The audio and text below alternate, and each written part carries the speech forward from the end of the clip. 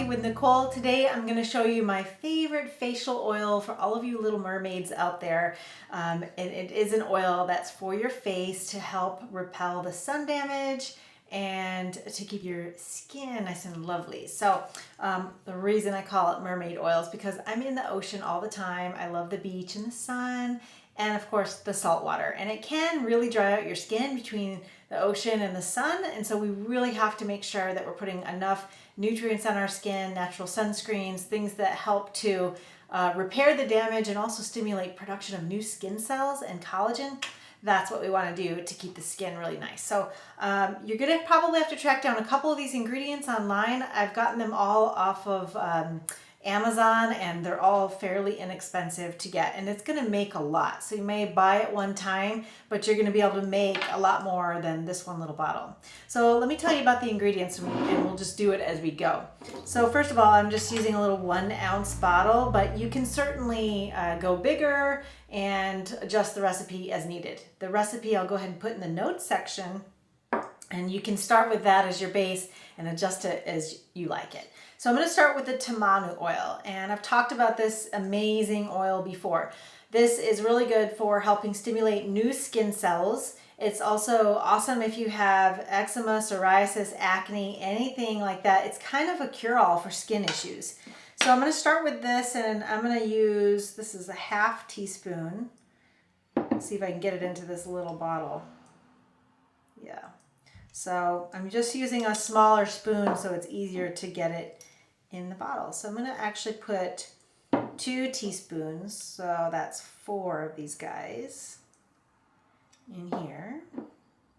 And I gotta say, I've said it before, but I'm just not a fan of the scent of tamanu oil. I mean, its properties are amazing, but the smell, not so amazing. I'm not a fan. So I'm gonna dilute it. Oops, that one got a little messy.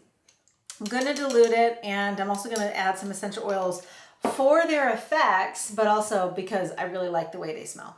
All right, so we've got our tamanu oil in there, and we'll move on to the next really cool ingredient, which is seabuckthorn oil. So this is seabuckthorn seed oil. This is not something that comes from the ocean, even though we think that because of the name suggests it, but this is actually a berry, and the seed from the berry is cold pressed to come out with this really dark oil. So it does tint a tiny bit, but the way that we're using it is so diluted that it probably won't stain your skin.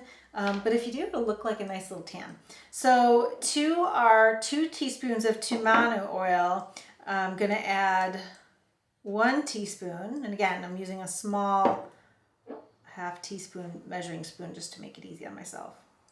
Whoa, messy. So we're doing 1 teaspoon of your seabuckthorn oil. I mean, these are just numbers that I came up with in making these recipes. Doesn't mean you have to follow it exactly. It's not going to get ruined if you're off a little bit. So there's my 1 teaspoon of our incredible seabuckthorn oil. Now the next one, I think this recipe would not be the same without carrot seed oil, because carrot seed oil provides sunscreen. It's supposed to be about an SPF 40. But it also repairs sun damage and again stimulates cells in the skin. I mean, this recipe just would not be the same without this, in my opinion. So I'm going to do the same. So I really like this oil, so I'm going to add 1 teaspoon, just 2 of these, to my mixture. And this oil is actually super light. When you get it, you should try it on your skin all by itself. I will put it on my skin all the time, maybe in the morning, which is what I like to do first thing in the morning, is put oil on my skin. Okay, so we're getting down there. Now, we're going to take our vitamin E oil and just do ½ teaspoon. So 1 of these little guys. You can see my little bottle here is only halfway full, so you could double it if you want to.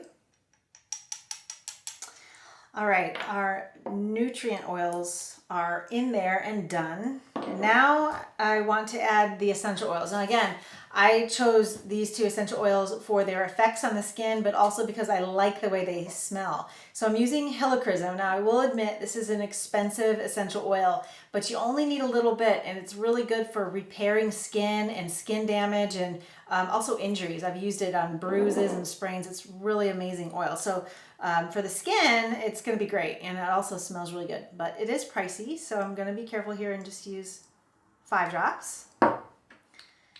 And then I'm going to use geranium essential oil, which I also love for wrinkles.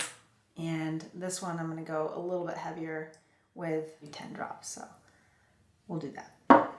Okay, we've got our essential oils added to our nutrient oils. And I'm going to keep this in this amber bottle. This is really important because all of these oils are really sensitive to sunlight. So keeping it in an amber bottle is important. You don't necessarily have to put it in the refrigerator because the essential oils are also a natural preservative. So just put it in there, shake it up, keep the lid on really tight to prevent any oxidation from the carrier oils. And then to use, you're just gonna take out and use about 5 or 6 drops of the oil.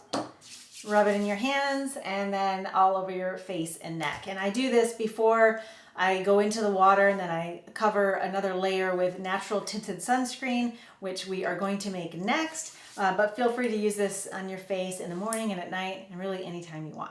Well, if you like that video, give it a thumbs up and click the subscribe button and the little bell for notifications so that you don't miss any of my other videos.